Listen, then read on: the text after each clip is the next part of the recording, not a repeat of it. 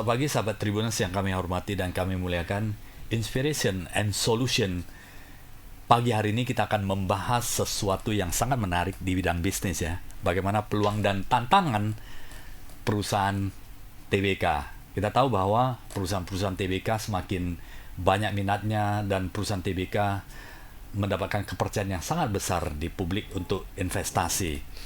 Kita akan bahas banyak mengenai peluang dan tantangan apa saja sebuah perusahaan yang sudah TBK, tentunya bersama direktur perusahaan yang sudah melantai di Bursa Saham Bursa Efek Indonesia. Yaitu di studio telah bersama kami Bapak Simon Hendiawan. Beliau adalah Direktur PT Mitra Angkasa Sejahtera, emitennya disingkat menjadi BAUD. Selamat pagi Pak Simon, apa kabarnya? Selamat pagi Pak Sian, baik Pak, sehat selalu Pak. Iya, BAUD merupakan sesuatu komponen yang dibutuhkan di berbagai ragam industri, dan saya kira penggunanya tidak pernah akan habis dan menjadi primadona di setiap perusahaan-perusahaan. Dan di studio telah bersama kami juga Pak Juanda Rovelin. Beliau adalah CEO dan founder dari iCommunity dan Rare Funder. Selamat pagi Pak Juanda, apa kabarnya? Pak Juanda masih mute ini. Oke, selamat pagi Pak Sian, luar biasa.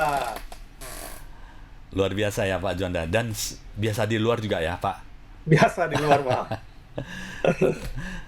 Oke, kalau kita cerita tentang perusahaan TBK, saat ini perusahaan TBK banyak yang mengatakan bahwa perusahaan lebih mendapatkan kepercayaan karena untuk melantai di Bursa Efek itu kan bukan hanya daftar ya Pak Juanda dan Pak Simon, tetapi melalui serangkaian proses yang sangat panjang, due diligence secara hukum, due diligence secara keuangan, harus diaudit oleh auditor akuntan publik yang bersertifikasi dan diakui oleh Bursa Efek Indonesia dan OJK. Ini merupakan sebuah proses yang sangat panjang dan akhirnya mendapatkan kepercayaan, artinya tervalidasi dengan baik begitu masuk di Bursa Efek Indonesia. Sebelum membahas dengan tantangan dan peluang-peluang apa saja untuk perusahaan TBK ini, Pak Simon silakan cerita mengenai profil singkat mengenai BAUD ini Pak, yang dimulai dari didirikan pada saat 2012 ya Pak ya. Saat ini sudah masuk di beragam industri dan termasuk di konstruksi, di FMCG juga ada, dan menjadi mitra kepercayaan dari perusahaan-perusahaan besar di Indonesia. Pak, silakan Pak Simon, Baik Pak. profil singkat mengenai Simon, mengenai emiten BAUD ini Pak. Baik Pak, terima kasih Pak atas kesempatannya. Jadi Mitra Angkasa ini berdiri 2012, didirikan oleh seorang wanita dari Surabaya bernama Indriani Suhartono. Itu yang adalah sekarang partner saya. Dan kita mulai dari kecil, udah jalan, awalnya satu toko, terus mulai menawarkan kemitraan. Eh, dan kita cari beberapa orang yang mau bermitra untuk buka toko. Nah, seperti background saya dengan nama RJ Steel. Banyak orang pengen mulai bisnis murbaut, punya pasarnya, tapi nggak tahu gimana mulainya. Nah, kami berikan solusi dengan kemitraan, atau banyak orang tahu adalah franchise. Nah, dengan sistem franchise ini, itu banyak sekali yang mengajak kita kerjasama dari berbagai daerah. Nah, dari berbagai daerah itu mereka berinvestasi, siapkan tempat, kita bantu mereka setting toko sampai dengan buka, bahkan pendampingan secara berkelanjutan, mentraining orang-orang mereka, setting bagaimana approach customer, itu semua kita bantu supaya kita pastikan setiap mitra kita berhasil ya. Nah, ya sebenarnya seperti bisnis awalnya kita juga nggak menyangka bahwa bisa sebesar ini, juga nggak pernah menyangka akan melantai di bursa saham. Ya menurut saya ini juga anugerah ya, anugerah sampai bisa melantai di bursa. Jadi Buat teman-teman yang melihat video ini, juga jangan berkecil hati kalau masih mulai bisnisnya kecil. Kita juga mulainya dari kecil kok. Cuma satu toko di Sidoarjo dulu. Nah, sekarang kita ada di mana-mana, yang kita kelola sendiri ada 7, mitra kita, mitra dan franchise ada 15. Jadi total ada 22 di seluruh Indonesia. Luar biasa. Dan semua baut ini diproduksi oleh sendiri atau bagaimana, Pak? Terus terang kita mix ya. Kita mix, banyak orang itu anti import atau to extreme import. Kalau kita sebenarnya mulainya awalnya adalah produksi. Cuma juga tidak bisa menutup mata bahwa produk-produk di Indonesia masih terbatas. Nah, sedangkan opportunity masih luas. Contoh sekarang ada beberapa kontraktor datangnya dari Cina, dari Jepang, dari Eropa, dari Taiwan. Mereka kadang-kadang terbiasa dengan murbaut yang ada di negara masing-masing. Ketika mereka masuk ke Indonesia, mereka mau pakai dengan spek bentuk seperti yang mereka biasa pakai di negaranya. Nah, otomatis kita untuk memenuhi kebutuhan mereka, kita juga mulai import.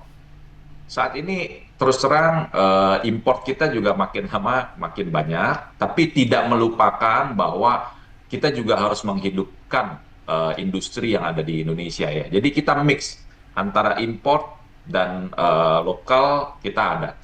Saat ini pabrik ada di daerah mana, Pak? Di Surabaya. Eh, Kalau kita di Surabaya, Surabaya. tapi ini di luar mitra, tapi masih terafiliasi dengan PT Mitra Angkasa, tapi ini tidak TBK. Yang TBK PT Mitra Angkasa Sejahtera. Yang menjadi pengelola daripada franchise ini, Pak ya. Betul. Dan kita juga banyak ambil dari pabrik-pabrik lokal kok. Kalau dibilang banyak, enggak lah, bisa dihitung pakai jari. Karena pabrik-pabrik yang besar masih sedikit di Indonesia. Oke. Ini menarik, Pak. Biasanya kalau buka toko ya jual elektronik, handphone, baju. Ini jualan baut, Pak. Apa yang menjadi awal inspirasi dari Pak Simon bersama Bu Indriani ya, itu memulai dari bisnis ini sehingga melihat peluang bisnis ini bisa dibuat seperti franchise, dan rencana berapa franchise di seluruh Indonesia, Pak? Kita masih terus berkembang, Pak. Jadi gini, Pak, sejarahnya gimana? Saya suka baca buku ya, Pak ya. Kalau lihat perkembangan negara-negara maju, mau di Amerika, mau di Eropa, untuk mereka drive kemajuan ekonominya, biasanya mereka akan drive dengan pembangunan infrastruktur, Pak. Nah, pembangunan infrastruktur ini, mau bangun rel kereta, pasti pakai murbaut. Mau bangun jembatan, pasti mau pakai murbaut. Mau bangun tower listrik, pakai murbaut. Bangun tower BTS telekomunikasi, pakai murbaut. Jadi semua negara yang mau maju, biasanya mereka, pemerintahnya gerakan ekonominya dengan cara adalah memajukan infrastrukturnya. Begitu infrastruktur maju, industri manufaktur juga maju. Contoh industri FMCG. Kami juga banyak mensuplai perusahaan-perusahaan FMCG seperti Jarum, Wilmar. Mereka itu bukan menjual baut secara direct, tapi mesin-mesin yang mereka pakai itu wajib maintenance dalam waktu tertentu, let's say 2-3 bulan sekali harus diganti. Nah, kami juga supply ke sana. Ada juga yang produknya menggunakan murbaut. Contohnya misalnya seperti furniture. Furniture ini nggak mungkin bisa berdiri kalau nggak ada murbautnya. Oke, ataupun elektronik, atau kompor, TV, itu semua pakai murbaut. Cuma kebanyakan orang nggak sadar. Kenapa? Karena produk kita murbaut ini ngumpet, Pak. Ngumpet. Padahal ada di mana-mana. Ada di mana-mana. Nah, yang paling saat ini mungkin sejak pemerintahan Jokowi yang sangat agresif, dua hal, infrastruktur dan hilirisasi. Hilirisasi ini juga sangat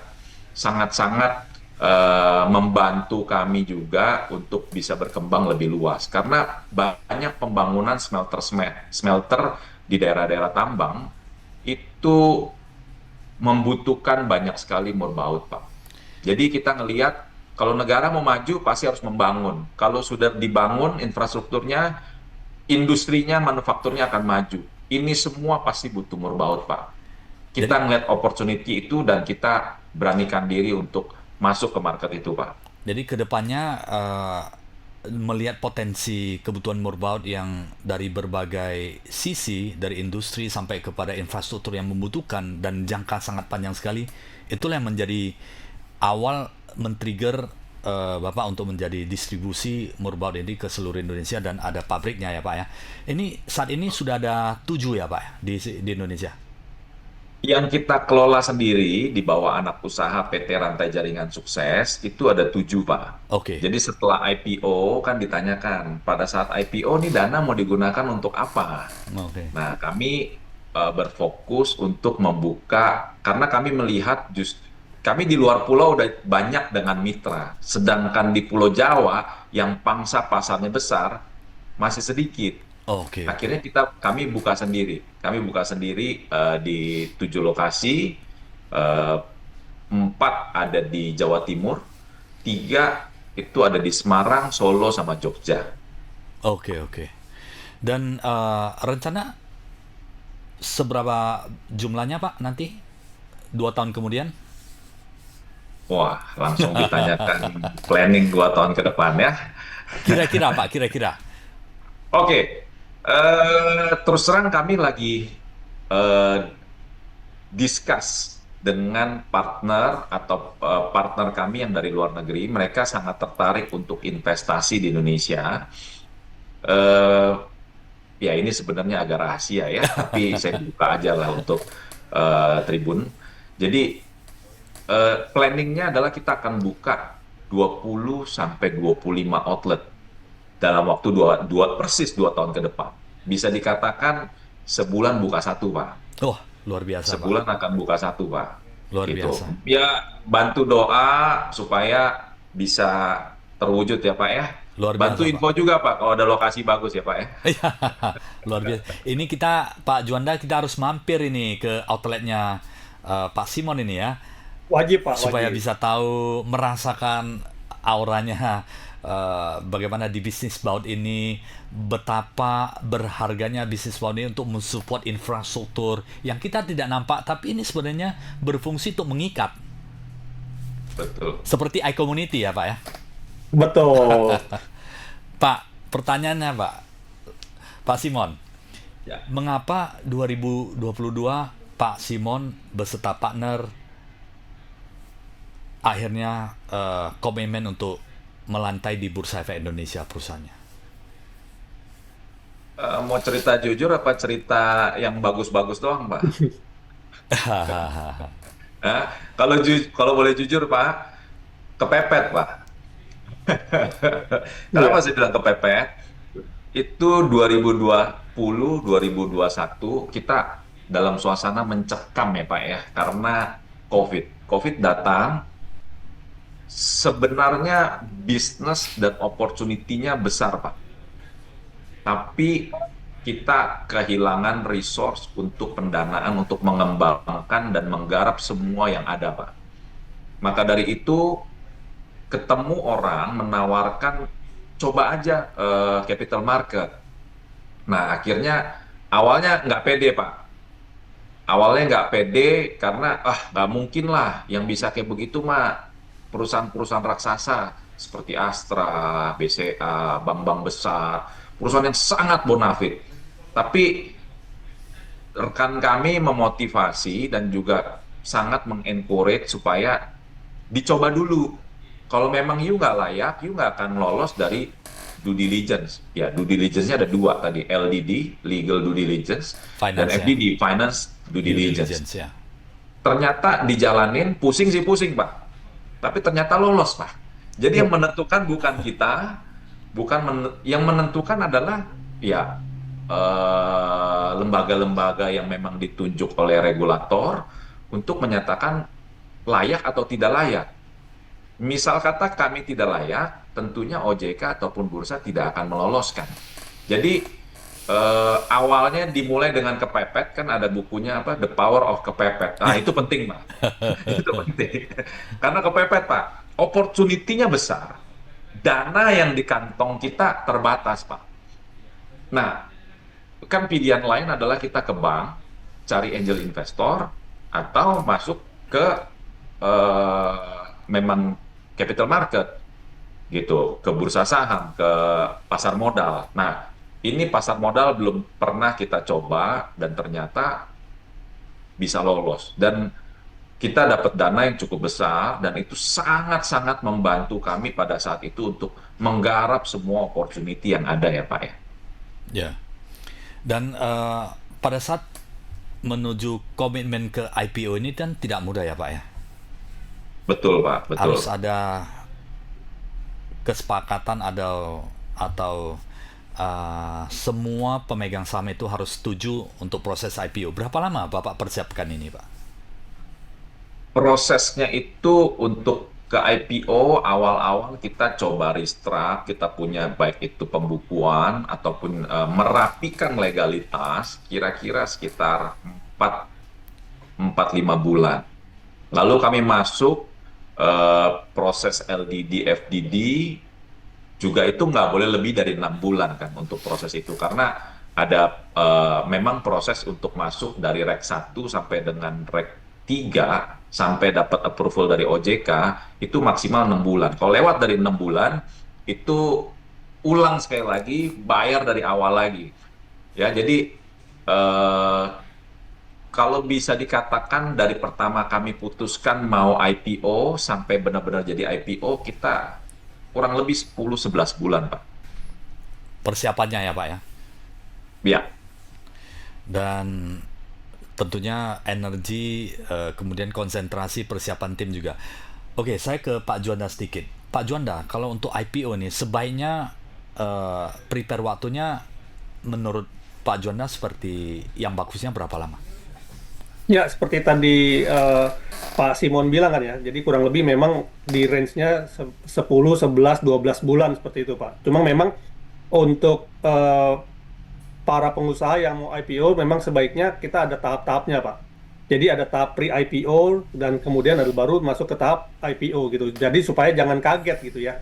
Karena seperti tadi dibilang ada tahapnya harus bener nggak nih tadi FDD-nya ya, finansialnya perlu di restructure atau enggak, legalnya seperti apa dan lain-lain gitu. Nah jadi kita biasa membagi dua tahap tuh Pak, pre-IPO dan IPO-nya gitu. Nah, tadi IPO sudah dijelaskan oleh Pak Simon ya dari regulatornya 6 bulan harus sudah bagus tuh, udah siap lanjut lagi. Kalau nggak harus ulang lagi dari awal. Nah, Harus supaya itu nggak kejadian, makanya harusnya dibenerinnya di tahap pre-IPO tadi, Pak. di scanning terhadap apa dulu ya proses-prosesnya dan kelengkapan dokumennya Betul. dulu ya Pak ya. Sehingga nggak perlu ada pengulangan lagi gitu. Jadi 6 bulan udah lancar lah seperti itu. Top. Jadi berhasil ya, eh, Mitra Angkasa dalam 6 bulan berhasil menyelesaikannya ya Pak ya. Ya, puji Tuhan, Pak. Jadi ya untuk teman-teman yang memang mau melangkah ke IPO, memang dari awal diusahakan rapi. Diusahakan rapi, pembukuannya, perpajakannya, pencatatannya, semua rapi. Nah, biasanya kalau saya kan ngalamin dari UMKM ya Pak ya, biasa pembukuan kita belum mengikuti PSAK. Nah, itu mungkin sekarang boleh mulai tanya-tanya PSAK apa sih? Nah, itu ke ahli ke akuntan publik ya, supaya mulai dirapikan ke arah sana. Terus legalitasnya, bahkan sampai pendirian, setor modal yang awal itu harus didokumentasikan dengan baik. Karena banyak sekali, apalagi kayak kita ya, dulu UMKM pada saat buka PT biasanya setoran modal berapa? 500 juta. Cara kita gimana lah? 100. Keluarin lagi, setor lagi 100. Terus sampai 5 kali. Nah itu ternyata secara legal tidak boleh Pak. Harusnya sekali setor 500 Pak. Nah, akhirnya kita rapikan itu semua, Pak. Ya, bukan artinya kalau dulu pernah salah, terus nggak bisa diperbaiki. Bisa, Bisa ya. bisa diperbaiki. Cuma kalau dari awalnya kita punya pendirian, kita punya legalitasnya tidak baik, dan perusahaannya makin lama, makin banyak kekacauan, pasti butuh waktu lebih lama. Ada teman saya yang sampai 2-3 tahun, Pak. Kenapa? Karena perusahaannya udah 20 tahun, Pak. Otomatis PR-nya ditumpuk-tumpuk-tumpuk-tumpuk, akhirnya harus diberesin juga makin banyak. Kan sama aja seperti rumah, makin lama makin banyak yang harus direnovasi ya Pak ya. Perusahaan juga begitu. Ketika kita mau IPO, kita anggap kita renovasi dulu sebelum benar-benar kita melantai di lantai bursa gitu Pak. Kuncinya adalah kerapian ya Pak ya. Kerapian dari awal pembukuan termasuk dokumen-dokumen yang mendukung legal perusahaan itu harus rapi dari awal supaya proses IPO itu pendaftarannya dalam 6 bulan itu terlaksana dengan lancar. Betul ya Betul Pak ya? sekali Pak. Dan Pak, tantangan apa saja selain processing itu tim bagaimana Pak persiapannya? Sumber daya manusia perusahaan. Eh, Kebetulan kan kita akan didukung oleh beberapa profesi penunjang, Pak. Jadi misalnya pada saat kita memutuskan mau IPO, kita pasti akan didukung oleh beberapa profesi penunjang. Jadi misalnya KAP, nah KAP ini disupport, perlu support lagi misalnya seperti KJPP untuk mengappraisal semua aset-aset kita. Mereka juga akan merapikan ulang pembukuan kita. Terus ada lagi namanya konsultan hukum. Konsultan hukum itu akan lihat antara di buku, misalnya asetnya apa, oh dokumennya apa aja, udah benar apa belum, terus KBLI-nya cocok atau tidak cocok, NIB-nya. Nah, kemarin kita sempat agak lama karena STPW. STPW itu waralaba ya yang dikeluarkan, sertifikat waralaba yang surat tanda pemegang waralaba STPW. Itu dikeluarkan dari Kementerian Perdagangan, sertifikatnya belum muncul. Lagi COVID lagi. Waduh, kementerian tutup. Waduh, itu agak-agak sempet ya. Nah, tapi untungnya kami dibantu juga oleh konsultan hukum untuk mengurus itu. Jadi nggak usah khawatir, nggak harus merasa harus paling ngerti semua. Kita dibantu oleh para profesi penunjang. Memang mereka juga nggak bisa kerja dengan baik kalau kita nggak provide dokumen yang tepat. Jadi eh, ya kita akan dibantu oleh memang ahlinya gitu loh. Sekalian kita merapikan, tapi juga dibantu sama mereka yang mensupport kita. Nah, penting untuk tunjuk profesi penunjang yang tepat, yang cocok sama kita.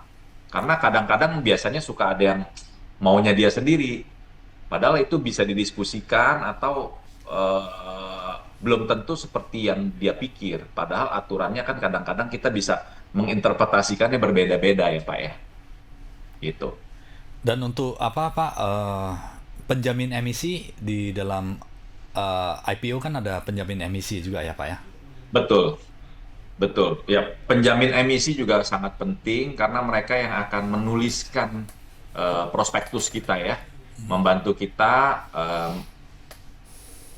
membuat prospektus. Jadi pada saat kita mau IPO, mereka akan bikin prospektus, juga mereka juga yang akan bantu kita cari buyer. Karena kan kita nggak tahu nih ketika saham kita lepas ke pasar saham siapa yang beli. Nah, penjamin emisi yang membantu kita untuk cari buyer-buyer di awal ya. Karena pasti kita kalau masih awal nggak ngerti, nah penjamin emisi akan bantu kita untuk lebih mengenal pasar modal. Dan mengukur ya seberapa nilai harga saham yang acceptable oleh investor ya Pak ya. Betul, betul, betul, betul sekali. Setelah IPO, apa yang Pak Simon merasa ini adalah sebuah langkah yang tepat? Apakah ini langkah yang tepat Pak? Di awal sekali kita merasa sangat tepat, Pak. Kenapa? Karena orang melihat berbeda ya, Pak ya. Oh, begitu lihat kartu nama ada TBK-nya. Wah, bangga sekali, Pak ya. Ya, belum lagi kita terima uang banyak, Pak. Artinya kita banyak peluru untuk kita expand bisnis, Pak. Orang akan lihat, oh, ya namanya bisnis, senjata utamanya biasanya kan modal, Pak. Ya, dengan ada modal, otomatis kita ruang bergeraknya lebih luas. Kedua, orang lihat perusahaan kita lebih bonafit, sehingga untuk masuk perusahaan-perusahaan besar lebih mudah, Pak. Nah, cuma kadang sekarang hampir semua orang pegang handphone sejak bisa online trading ya. Semua orang pegang handphone. Begitu ditanya PT, terus lihat ada TBK-nya. Dia lihat nih harga sahamnya berapa. Kalau lagi harga turun, dia bisa marah. Oh, saya ada saham kamu nih, kenapa harga turun gitu. Padahal nothing to do dengan kita sebenarnya Itu ya. kan Cuma saya jadi belajar, Pak. Jadi iya, iya. belajar bahwa penting juga after IPO-nya, Pak. Jadi tadi kita bicara banyak pre-IPO, IPO mah cuma sehari aja Pak pencet per. Tapi yang juga nggak kalah penting adalah post IPO Pak. Supaya apa? Supaya orang nggak look down. Supaya orang juga lihat bahwa ini perusahaan bonafit. Kan ada grup-grup konglomerasi tertentu yang memang sudah prepare untuk maintain after IPO-nya. Nah, kami waktu kemarin IPO kelolosan, maklum lah masih polos ya Pak ya. Masih polos, kita masuk hutan belantara yang ini dunia baru, tapi 3-4 tahun ini akhirnya menemukan jalan yang lebih benar. Termasuk ketemu sama Pak Juanda ini juga kan investor, juga konsultan IPO. Jadi banyak tukar pikiran, akhirnya kita menuju jalan yang lebih benar, Pak. Gitu. Jadi ini istilahnya persiapan dan perencanaan, kemudian action plan-nya udah lebih terukur, terstruktur dan lebih matang ya Pak ya untuk mendukung perkembangan perusahaan ya Pak. Kita kalau dalam perihal kita Baut tidak tidak merencanakan exit, Pak. Memang banyak orang IPO untuk exit, Pak. Iya. Tapi kami pilih jalur IPO go public untuk expand, Pak. Jadi founder tidak menjual satu lembar saham pun sejak IPO, Pak. Itu komitmen Satu ya. lembar pun kami tidak jual karena tujuan dari awal adalah untuk ekspansi. Kan memang orang punya tujuan IPO macam-macam. Ada yang supaya lebih rapi, ada Iya. yang mau bagi warisan, Iya. ada yang memang cuma mau tahu seberapa sih nilai perusahaan saya. Nah, tapi kalau kami memang tujuan utamanya awalnya sampai dengan sekarang masih sama adalah untuk ekspansi bisnis, Pak. Top. Kebetulan begitu. Komitmen menjalankan bisnis menjadi lebih besar ke depannya ya Pak. Pak Simon, Betul. berapa persen saham yang untuk publik saat ini?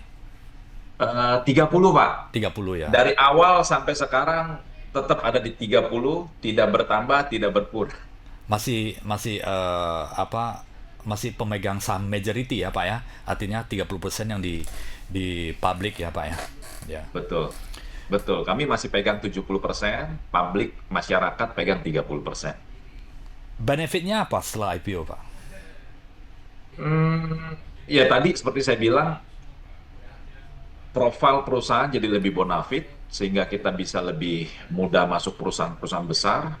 Orang misalnya kita minta DP, itu udah percaya aja, udah DP aja dulu gitu ya. Ya. Ada orang DP 200 juta, 2 miliar, 3 miliar. Masa TBK nipu? Tapi kalau kita masih belum TBK, mungkin orang kan pikir-pikir ya, barang belum ada masa mau DP gitu ya. Nah, dengan kita sudah TBK lebih bonafit. Dan Nah, kepercayaan ya Pak memang ya. kami sebenarnya bisa ada manfaat lain, misalnya dari kita melepas saham founder, tapi kita belum ambil langkah tersebut. Belum juga kita sebenarnya ada lagi untuk ekspansi lebih lanjut adalah kita bisa lakukan corporate action dengan misalnya right issue atau keluarkan bond. Nah ini kita belum, tapi udah mulai direncanakan. Misalnya kita mau lagi rencana, lagi discuss untuk akuisisi. Ya akuisisi masih dirahasiakan karena belum boleh dipublish gitu ya.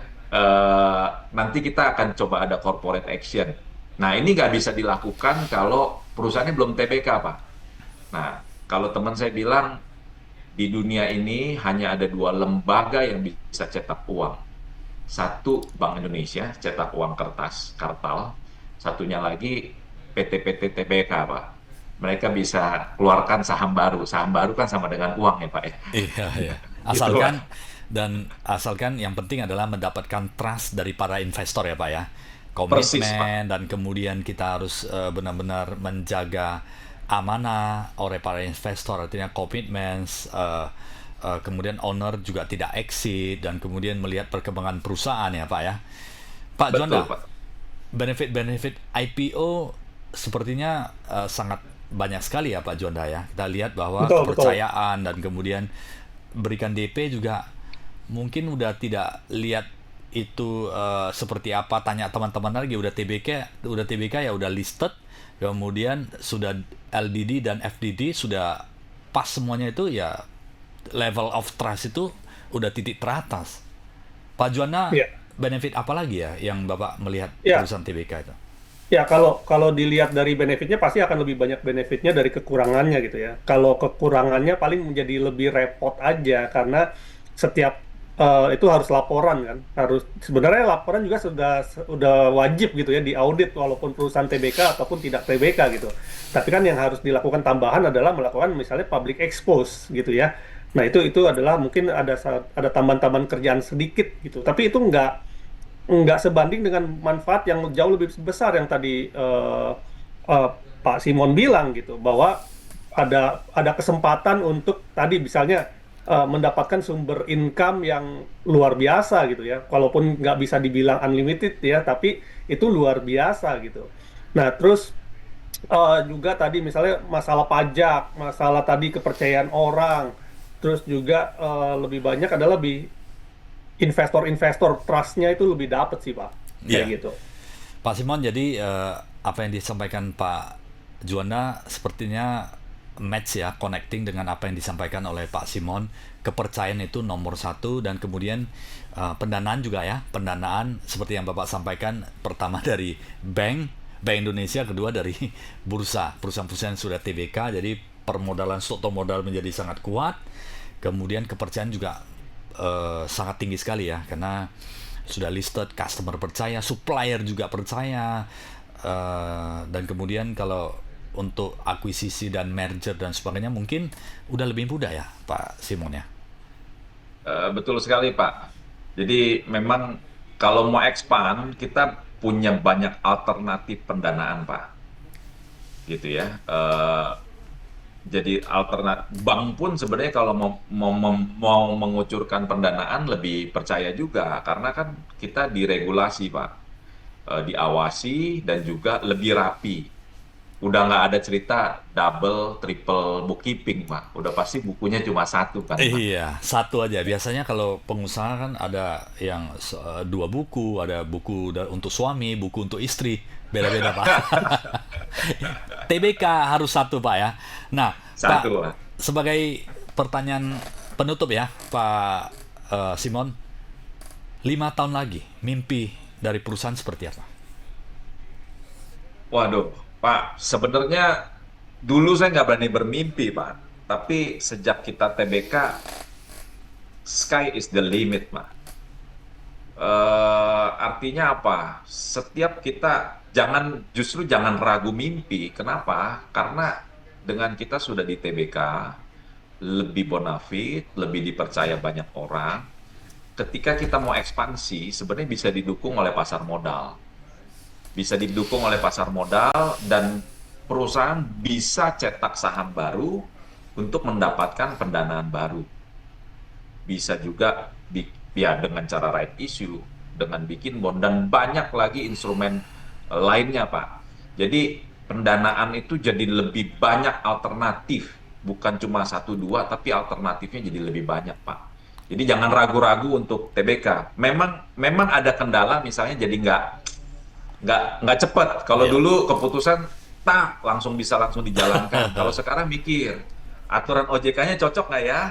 Aturan bursanya cocok nggak ya? Comply nggak dengan hukum? Comply dengan nggak pembukuan? Nah, memang ada keterbatasan, tapi hidup hidup memang harus ada dibatasi kan, Pak. Iya, Pak. Kayak misalnya kita dibatasi istri ya cuma satu, Pak. Kalau nggak tiap lihat wanita semua mau dikawinin, Pak. Iya, setuju, Ya, Pak. jadi menurut saya, tapi dengan keterbatasan itu membuat hidup kita lebih teratur dan lebih rapi. Sama perusahaan juga menurut saya, memang ada keterbatasan, tapi justru keterbatasan ini yang membuat kita lebih GCG, lebih comply dengan aturan, juga jadi lebih enak kan Pak? Kan kalau dulu kita UMKM berpikir adalah, waduh, jangan sampai dapat surat dari pajak, Iya. waduh, jangan sampai dipanggil polisi. Kalau sekarang saya dipanggil pajak, membusungkan dada Pak. Kenapa? Bukunya rapi Pak. Oh, Dipanggil polisi, juga dengan membusungkan dada. Kita punya legal dokumen lengkap Pak. ya, ya. Jadi enak makan, enak tidur Pak. Iya, Pak. Bisnis itu selain mencari keuntungan, profit, eh, dana yang lebih, juga harus enak makan tidur dan sehat-sehat ya, Pak ya. Betul sekali Pak. Oke, thank you Pak Simon sudah bersama studio Tribun Medan dan Network selama hampir 1 jam. Terima kasih juga Pak Juanda. Semoga apa yang disampaikan oleh Pak Simon, Pak Juanda ini membuka mata, membuka peluang, membuka banyak lagi perusahaan-perusahaan yang sebelumnya tidak terpikir untuk DBK, ini saatnya untuk TBK, dan kemudian legalitas dari segi finance itu menjadi rapi dan hidup lebih enak makan dan enak tidur ya Pak ya. Iya Pak. Thank you Pak Simon dan Pak Juanda. Ya, terima kasih Pak Sian. Terima kasih sahabat Tribuners, sampai jumpa. Inspiration Solution setiap hari Jumat yang selalu menarik untuk Anda. Sampai jumpa.